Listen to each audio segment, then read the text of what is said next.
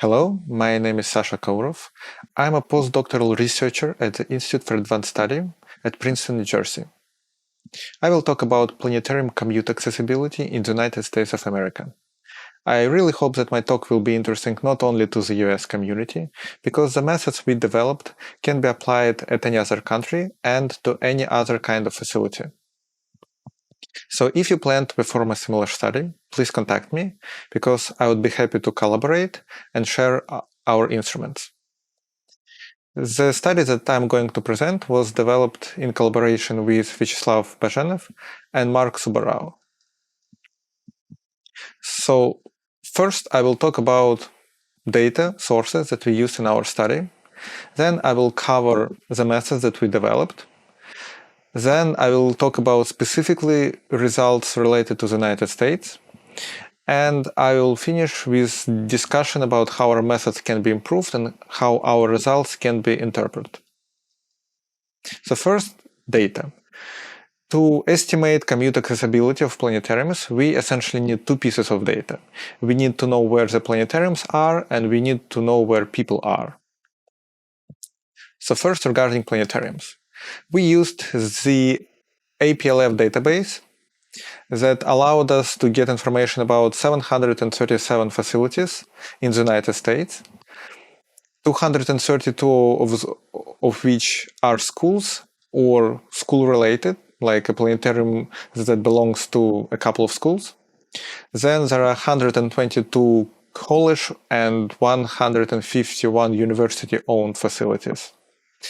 And there are 220 that are either standalone facilities or associated with a museum. For each of these planetarium, we know the dome size, we know the number of people that can fit, and also we clean this database a little bit to remove the facilities that are not longer active. For some facilities, the information about the dome size wasn't available, so we filled in all of these missing pieces. Second piece of data that we need is census data. In the United States, it's provided by the US Census Bureau, and it provides information for 50,000 zip codes. Zip code is essentially a postal code, some region in space, for which we know obviously location, things like number of people, age distribution, household income distribution, race distribution, and many other things. So now, having these two pieces of data, we want to combine them.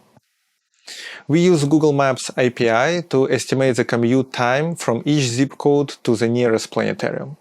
Essentially, it's the same thing that you use on your phone when you estimate walking distance to the nearest something, but here we can do it in automatic way and do it for every zip code. We made the following assumptions. First of all, we assumed only driving distance, because in the United States it's a good assumption. Also, it's possible to do the same study with public transportation, etc., but we limited ourselves only to driving. Also, we assumed no traffic. So all the numbers that you will see will be very optimistic numbers, because traffic sometimes can double travel time. After we did this exercise, we ended up with a map like this. What you see is the map of the United States. Red squares represent the planetariums, and circles represent zip codes. The colors of circles show how long does it take from this zip code, from the center of the zip code, to commute to the nearest planetarium. You see that the scale bar is from 0 to 2 hours. Now we will look in details how this map looks like. So now we are looking at the interactive version of this map. You can access it through the link that you can see on the screen or somewhere around this video. So now, since it is an interactive map, we can zoom in and we can look at the individual planetariums and zip codes. For example, for this zip code, we see that commute time is around 1 hour. For this zip code, we don't have, for example, income information. So it's a crazy number. But for example, for this zip code, we see that population is 572 people, and the median income is $76,000 annual income. Now, having this map, we can start asking questions. For example, what is the average commute accessibility in the United States? So here is a picture. On y-axis, we see percentage of population from 0 to 100. On x-axis is commute time in minutes. It ranges from 0 to 120 minutes. And if you look at blue line, we will see the following. For example, if you look at 60 minutes, we will see that 90% of people in the United States have a planetarium within this time. So within 1 hour driving time. We can ask another question. What will happen if we will close half of the planetariums? In this exercise, we just close smaller planetariums. And scenario can be that after the pandemic, some of the planetariums can go bankrupt, or some school planetariums can become closed to the public, etc. So here we see that if we close half of the smallest planetariums, this number will drop to 80% for 60 minutes. Next, we can look at the regions in at the states of the United States. And as you see on the picture above me here, is that the distribution of planetariums is completely uneven. So there are states with lots of planetariums, there are states with like 1 or 2 planetariums. So we can look at states, and this color map shows with red states that have the poorest access to the planetariums on average. We can continue doing this exercise and look, for example, at races.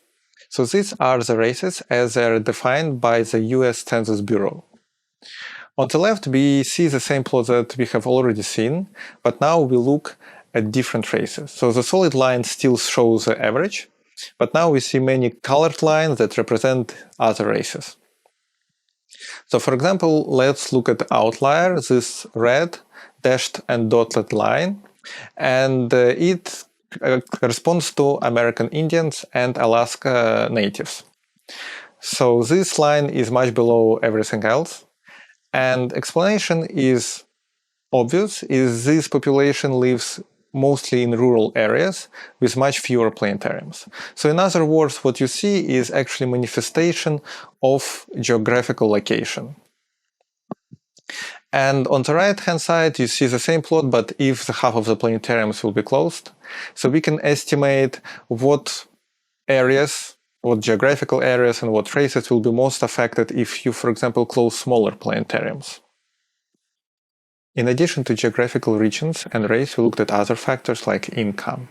Everything is summarized in this table, and you can access it as well as the whole paper through the link above. I want to say that this was a very general study, and it can be improved in many ways. For example, another layer of data can be added. For example, data about school districts, or we can look in more detail into a specific region. Now I want to discuss our study. I want to first of all say that obviously commute accessibility is not the whole story. There are a lot of other factors that affect the accessibility of planetariums. However, our study, I think, was very interesting because it's a quantitative way to estimate accessibility, at least some part of it. And now we can say that there is this many millions of people who don't have access to planetariums, and thus some programs can be developed to target specifically those people. One of the things that can be done is developing various virtual immersive experience, and I talk about it in my other talk on this conference. Finally, I want to say again that I'm happy to collaborate, share my instruments, if someone has interest in this kind of studies. Thank you for your attention. Goodbye.